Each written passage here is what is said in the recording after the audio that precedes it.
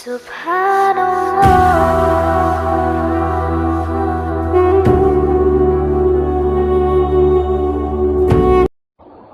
لله وحده والصلاة والسلام على من لا نبي بعده أما بعد فأعوذ بالله من الشيطان الرجيم بسم الله الرحمن الرحيم يا أيها النبي إنا أرسلناك شاهدا ومبشرا ونذيرا وداعيا إلى الله بإذنه وسراجا منيرا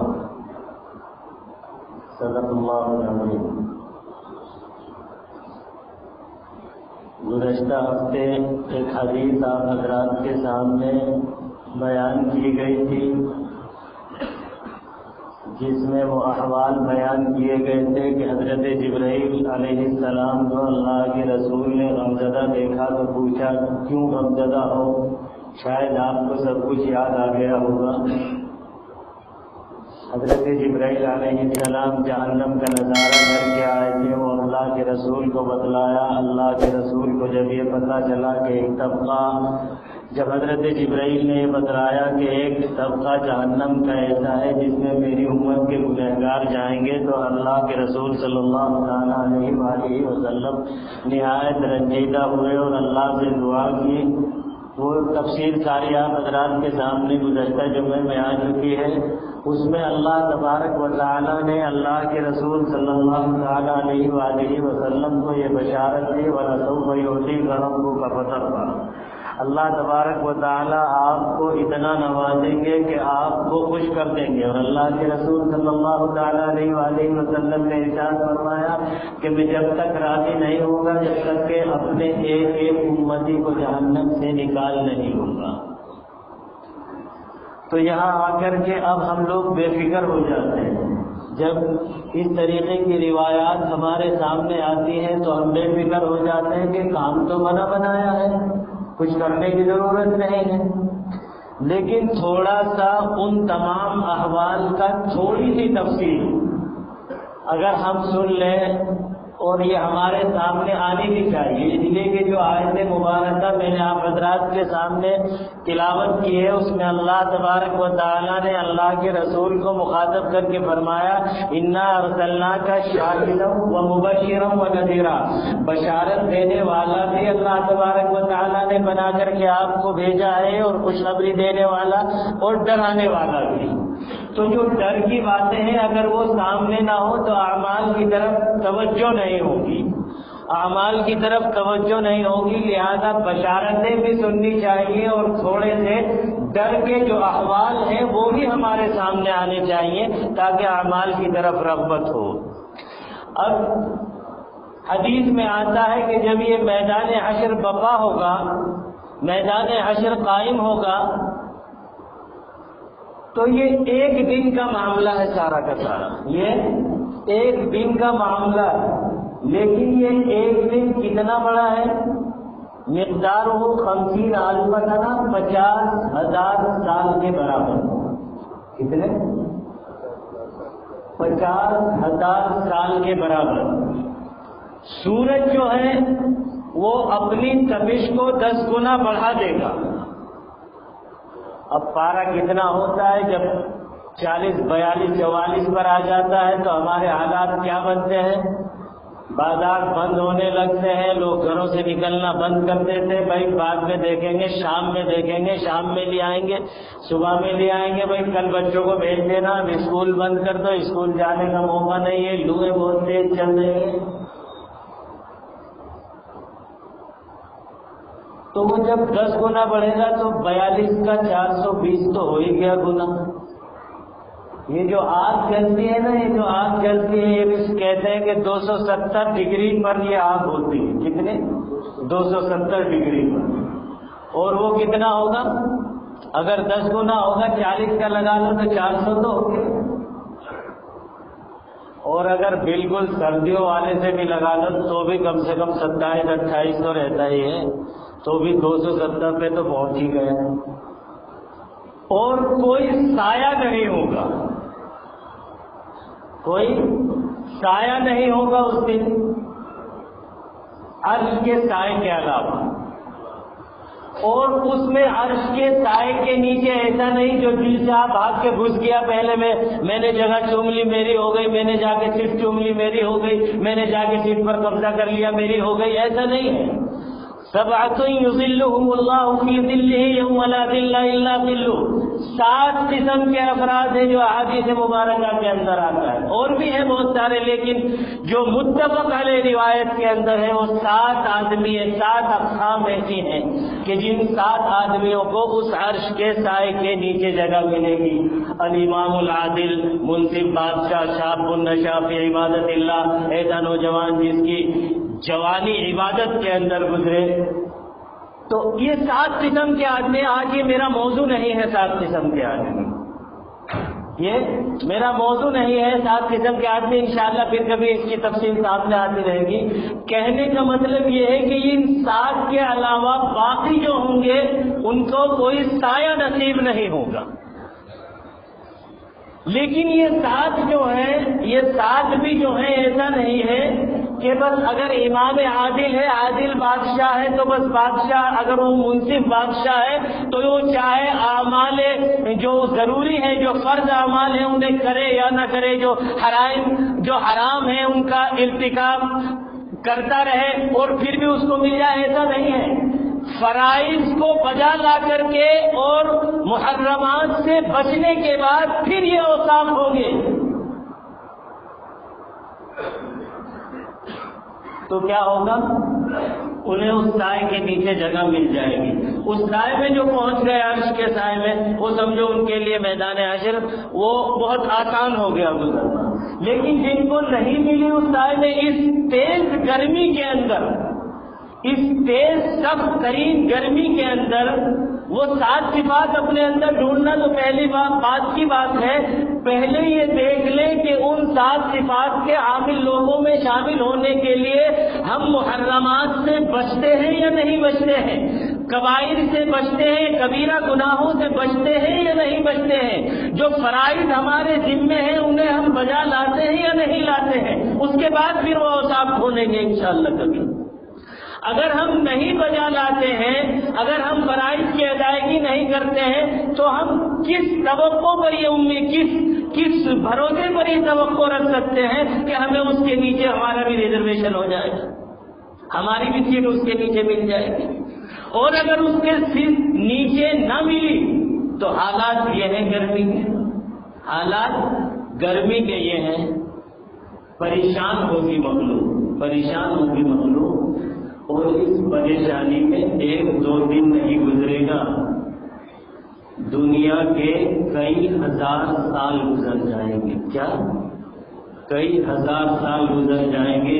مئی جون کا 1 مہینہ جو بہت سخت ترین گرمی کا ہوتا ہے، وہ تمام آرام اور راحت کے اسباب اور وسائل مہیا ہونے کے باوجود ہمیں پریشان کر دیتا ہے۔ تو وہاں جہاں اسباب و وسائل کا کوئی معاملہ ہی نہیں رہا، پنکھا اور کولر اور اے سی کی تو بہت دور کی بات ہے، کوئی چھت نہیں بچی، اور اس دھوپ کے اندر کئی ہزار سال گزارنا تو یہ چھوٹی موٹی پریشانی نہیں ہے جسے ہم آسانی سے کہہ کر کے گزر جائیں کہ بھائی بہت چلو دیکھی جائے گی، جیسا کچھ ہوگا، جہاں سب ہوں گے ہم بھی کھڑے ہوں گے، سر پہ ہاتھ رکھ لیں گے، سر کا ہاتھ کا سایہ کر لیں گے، کچھ کر لیں گے، یہ کہہ کے گزر جانے والا معاملہ نہیں ہے۔ ذرا تھوڑا سا تصور کریں، اگر اس سخت ترین دھوپ میں ہمیں نماز پڑھنے کے لیے 15 منٹ کھڑے ہو جانا پڑتا ہے تو ہمیں ایسا لگتا ہے کہ جیسا بہت بڑی قربانی ہم نے دے دی ہے وہ 15 منٹ گزارنا، جبکہ جیسا کیسا سایہ تھوڑا بہت کیا ہوا ہوتا ہے۔ اور پھر جن لوگوں کو یہ سننے میں آتا ہے بیچارہ دھوپ میں صبح سے شام تک کام کر رہا تھا، دھوپ کی وجہ سے شدت پریشان، وہ برداشت نہیں ہو سکی اور گرا اور انتقال ہو گیا۔ وہاں تو انتقال بھی نہیں ہونا، وہ صرف برداشت کرنا ہے، وہ صرف اس گرمی کو برداشت کرنا ہے۔ چند منٹ، چند گھنٹوں، چند دن نہیں، کئی ہزار سال گزریں گے اس طریقے پر۔ کتنے؟ کئی ہزار سال تصور کریں تھوڑا سا، جو ہم مہینوں کی گرمی کو جھیلنے کی طاقت نہیں رکھتے ہیں، آخر ہماری کیا تیاری ہے اس کئی ہزار سال کی گرمی سے بچنے کی؟ یہ ابھی میدان حشر ہے، یہ ابھی میدان، لوگ پریشان ہو جائیں گے اور اللہ تبارک و تعالیٰ کے جلال کا یہ عالم ہوگا کہ پریشان ہو کر کے ابو البشر حضرت آدم علیہ نبینا علیہ الصلوۃ والسلام کے پاس جب لوگ جائیں گے، ان سے کہیں گے کہ اللہ تبارک و تعالیٰ سے دعا کر دیجئے، سفارش کر دیجئے کہ بھئی اب ہم تنگ آ چکے ہیں، اللہ تبارک و تعالیٰ حساب و کتاب لے لے، جہاں بھیجنا ہے بھیج دیں۔ کیونکہ آدمی جس مصیبت میں ہوتا ہے اسے سب سے بڑی مصیبت سمجھ، یہ نہیں پتا کہ آگے اس سے بھی تگڑی بڑی مصیبت رکھی ہوئی ہے سامنے، یہ سمجھتا ہے کہ بس اس سے کسی طرح نکل جاؤ، اور یہی وجہ ہے اس کی یہی سوچ ہوتی ہے کہ اسے کبھی کبھی آدمی خودکشی کرنے پر مجبور اکسا دیتی ہے، اس کی پریشانی تھوڑی سی اور اس سے بڑی پریشانی کے اندر جا کر کے چھلانگ لگا دیتا ہے اس پریشانی سے بچنے کے لیے۔ تو اتنے پریشان ہوں گے، آپ دعا کر دیجیے اللہ تبارک جہاں بھیجنا ہے ہمیں بھیجے، ہم یہاں تنگ آ چکے ہیں۔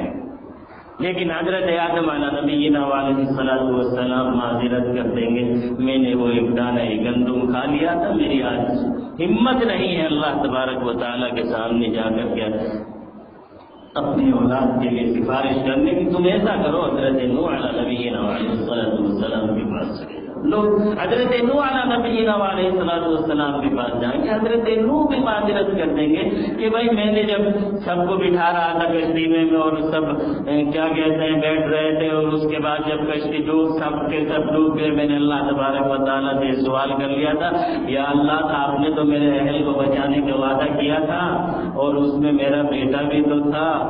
تو اللہ تبارک و تعالیٰ نے اس وقت مجھ سے جس سخت لہجے میں بات کہی تھی، انی اعیذک ان تکون من الجاہلین، اس کا خوف میرے دل پہ آج تک طاری ہے۔ میں نہیں جا سکتا، میں نہیں کر سکتا دعا، میں نہیں سفارش کر سکتا اللہ کے سامنے۔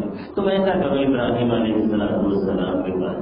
حضرت ابراہیم، یہ واقعہ یہ ساری تفصیل آپ حضرات کے ذہنوں میں ہوگی۔ حضرت ابراہیم علیہ السلام بھی معذرت کر دیں گے، وہ حضرت موسیٰ علیہ السلام کی طرف منتقل کر دیں گے، حضرت موسیٰ علیہ نبینا علیہ السلام سے معذرت کر کے لوگوں کا رخ حضرت عیسیٰ علیہ نبینا علیہ السلام کی طرف منتقل کر دیں گے۔ حضرت عیسیٰ علیہ نبینا علیہ السلام بھی کہہ دیں گے کہ بھائی میرے بعد میں لوگوں نے میری اور میری والدہ کی پرستی شروع کر دی تھی، اور میں ڈرتا ہوں کہ کہیں اللہ تبارک و تعالیٰ یہ نہ پوچھ لیں کہ عیسیٰ تو نے کہا تھا کیا کہ میری پرستش کرنا اور میری ماں کی پرستش کرنا، میری ماں کی پوجا شروع کر دینا، میری پوجا شروع کر دینا، تم نے کہا تھا کیا؟ اگر یہ سوال اللہ تبارک و تعالیٰ نے کر لیا تو میں کیا جواب دوں گا؟ اس لیے تم محمد رسول اللہ صلی اللہ تعالیٰ علیہ وآلہ وسلم کے پاس چلے۔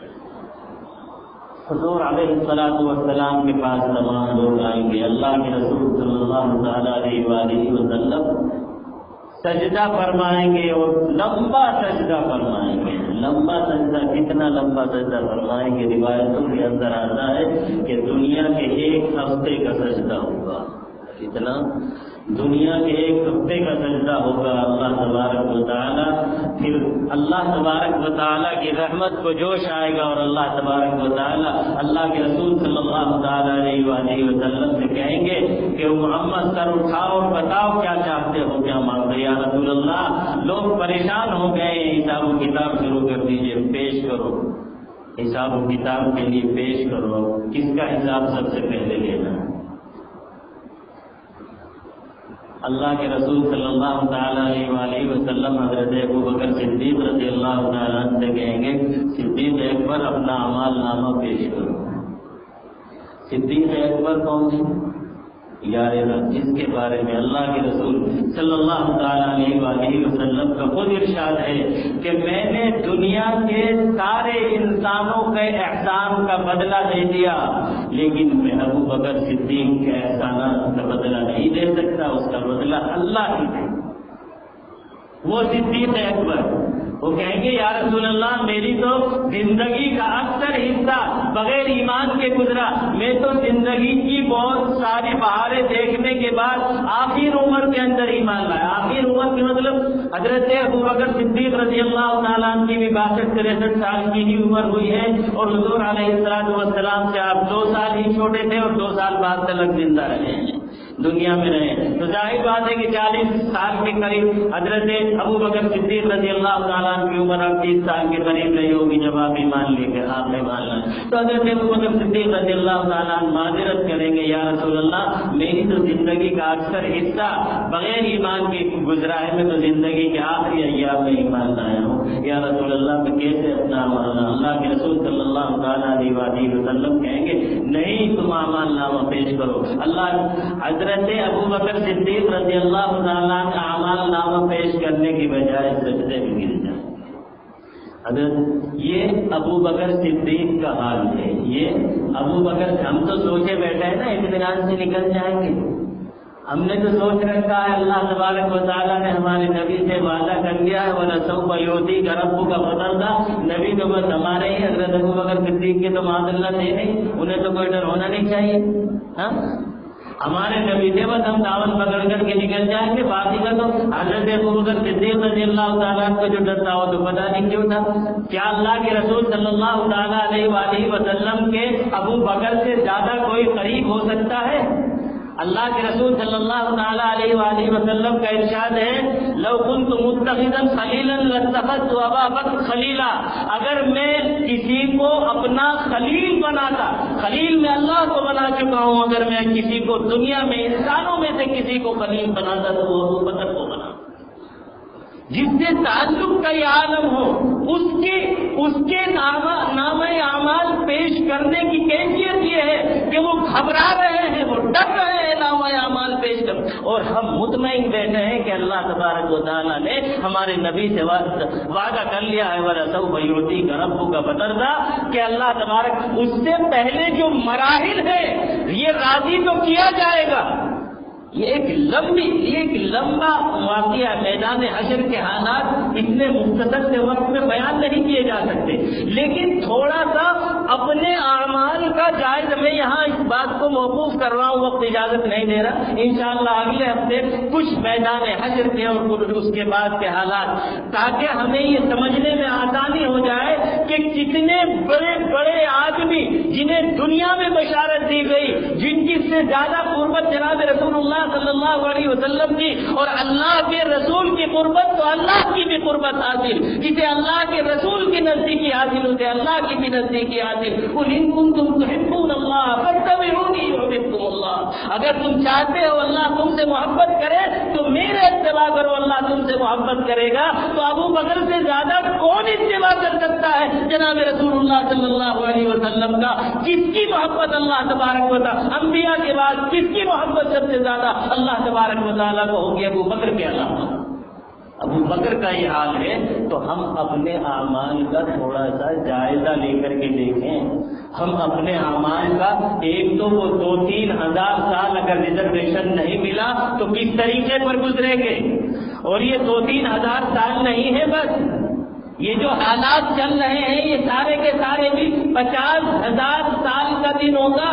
انہی حالات میں یہ سب کچھ حالات چل رہے ہیں، یہ حساب و کتاب جو ہوگا، حساب و کتاب کی پیشی ہوگی۔ تو اپنے اعمال کا تھوڑا سا جائزہ لے کر کے دیکھیں کہ جلال اللہ تبارک و تعالیٰ کے جلال کی یہ ہیبت ان شخصیات کو ہے جن سے زیادہ روئے زمین پر محبوب کوئی نہیں ہے اللہ تبارک و تعالیٰ کو، حضرات انبیاء علیہ التحیۃ والتسلیم کے بعد۔ ہم اپنے اعمال کا جائزہ لے کر کے دیکھ لیں، کس بات پر مطمئن ہو کر کے بیٹھے، جس بھروسے پر مطمئن ہو کر کے بیٹھے ہیں۔ ان حالات سے نبردازمہ ہونے کی طاقت ہے ہمارے اندر ہے، ہمارے پاس کچھ ہے، ہماری مٹھی میں کچھ ہے، ہمارے نامہ اعمال میں کوئی ایسی چیز ہے کہ جس پر ہم بھروسہ کر کے بیٹھ جائیں؟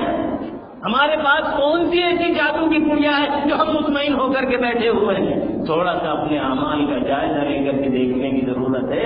جب ابو بکر کو اتنی ہیبت ہے تو ہمیں کتنا خوف ہونا چاہیے. ہم ابو بکر تو نہیں بن سکتے لیکن اپنی مثال کے مطابق یہ سوچ تو سکتے ہیں کہ وہ کئی ہزار سال، وہ 50,000 سال کا دن پریشانیوں میں گزارنے سے بہتر یہ ہے کہ یہ چھوٹی سی زندگی پریشانیوں میں نہیں، صرف اللہ کی اطاعت میں گزار لی جائے، اللہ کے رسول صلی اللہ تعالیٰ علیہ وآلہ وسلم کے طریقے کے مطابق گزار لی جائے تو انشاءاللہ وہ دن آسان ہو جائے.